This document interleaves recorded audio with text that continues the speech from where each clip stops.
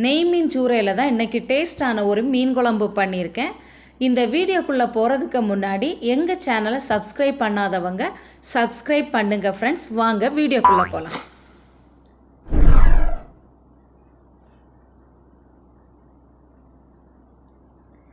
இதுதான் நெய் மீன் சூறை. வஞ்சர மீன் மாடல்லையே இருக்கும். நம்ம கட் பண்ணுனா வஞ்சர மீன் பீஸ் எப்படி இருக்குமோ அது மாதிரியே இருக்கும். இனி இதுக்கு என்னென்ன தேவைன்னு சொல்லி பார்க்கலாம். சின்ன வெங்காயம், நல்ல மிளகு, கறிவேப்பிலை, ஒரு கைப்பிடி அளவு தேங்காய். இதை நல்லா வறுத்து எடுக்கணும். நான் இதுக்கு எம்டிசி கோகனட் ஆயில் தான் எடுத்திருக்கேன். நாடன் கொப்பரா கொடுத்து செக்கில் ஆட்டி எடுத்த தேங்காய் எண்ணெய் தான் இது. கன்னியாகுமரி மாவட்டத்தில் எல்லா கடைகள்லையும் இது அவைலபிள். இப்போ இந்த ஆயிலில் தான் நான் இந்த மசாலாக்களை நான் வறுத்து எடுக்க போகிறேன். இந்த ஆயில் நம்ம யூஸ் பண்ணும்போது நம்ம வீட்டில் பண்ணக்கூடிய உருக்கு எண்ணெய்க்க மாடல்லையே நல்ல மணமும் குணவுமாக இருக்கும். அதே மாதிரி தான் இருக்கும். இப்போ ஒரு வாணலியில் எண்ணெய் விட்டு நல்லா இதை வறுத்து எடுத்துடலாம். செவக்க வறுத்து எடுக்கணும். அது பொரிஞ்சு வரும்போது தான் அந்த கறி ரொம்ப டேஸ்ட்டாக இருக்கும்.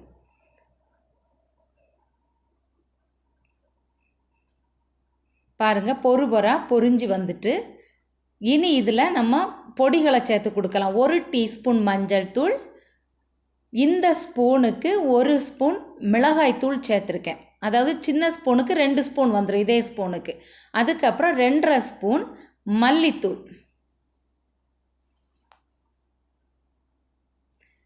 இதையும் நல்லா வறுத்து எடுத்துடலாம். பொடி போடும்போது அடுப்பை சிம்மில் வைக்கணும், இல்லைன்னா அடுப்பை ஆஃப் பண்ணிடணும். நான் அடுப்பை ஆஃப் பண்ணிட்டேன். ஏன்னா இது இரும்பு சட்டி, நல்ல சூடு இருக்கும். அதுலேயே நான் வறுத்து எடுத்துருவேன். இப்போ அரைச்சி எடுத்தாச்சு. இனி ஒரு மண் சட்டியை ஸ்டவ்வில் வச்சு 3 ஸ்பூன் தேங்காய் எண்ணெய் விட்டு 1 டீஸ்பூன் வெந்தயம் தாளித்து எடுத்துடலாம்.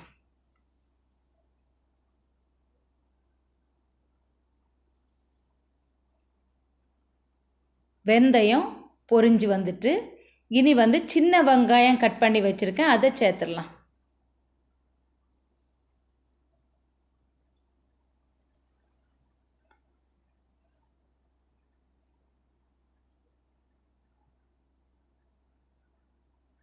இனி இதுக்கு கூடால தக்காளி, பச்சை மிளகாய்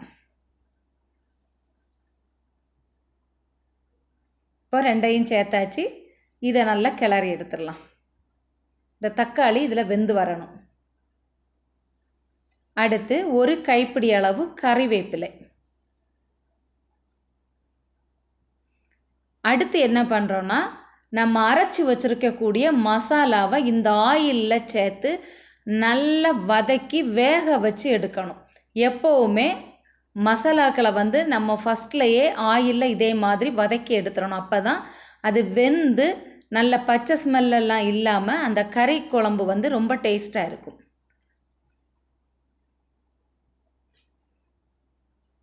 நம்ம சிக்கன், மட்டன் எது வச்சாலுமே அந்த மசாலாக்களை ஃபஸ்ட்டே அந்த ஆயிலில் நல்லா வேக வச்சு எடுத்துடணும். இப்போ தேவையான புளிக்கரைசல்.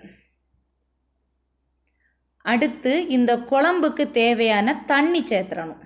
எவ்வளோ நம்ம குழம்பு வைக்கோமோ அந்த அளவுக்கு நமக்கு தேவையான அளவுக்கு தண்ணி சேர்க்கணும்.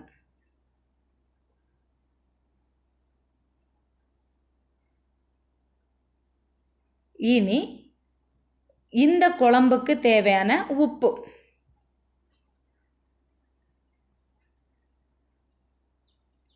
இந்த டைமில் உப்பு, புளி, காரம் என்ன அளவில் இருக்குது, டேஸ்ட் கரெக்டாக வந்திருக்கான்னு சொல்லி நம்ம பார்க்கணும். சரியாக இல்லைன்னா நமக்கு தேவைக்கு யூஸ் பண்ணிக்கிடலாம். இனி மூடி போட்டு இந்த குழம்பை கொதிக்க விட்டுடலாம். இப்போ நல்ல கொதி வந்துட்டு இந்த டைமில் நம்ம கட் பண்ணி வச்சுருக்கக்கூடிய மீன் துண்டுகளை போட்டு கொடுக்கணும்.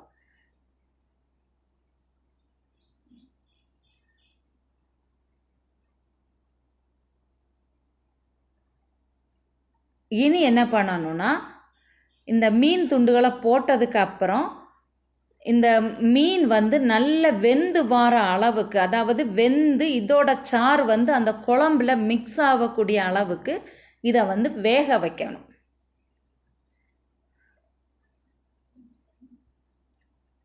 அப்படி வேக வச்சு எடுக்கும்போது தான் இந்த மீன் குழம்புக்கு நல்ல ஒரு டேஸ்ட் வரும். அந்த மீன் துண்டும் சாப்பிடும்போது ரொம்ப டேஸ்ட்டாக இருக்கும். இப்போ மீன் குழம்பு ரெடி ஆயிடுச்சு. மீனும் நல்லா வெந்துட்டு. இனி என்ன பண்ணணும்னா இதுக்கு மேலே கொஞ்சம் பச்சை கறிவேப்பிலை அப்படியே போட்டு கொடுக்கணும். அப்போ தான் இந்த கறிவேப்பிலையோட மனம் அந்த கறியில் நல்லா வரும். அந்த கறியும் வித்தியாசமாக நல்ல ஒரு டேஸ்ட்டில் இருக்கும்.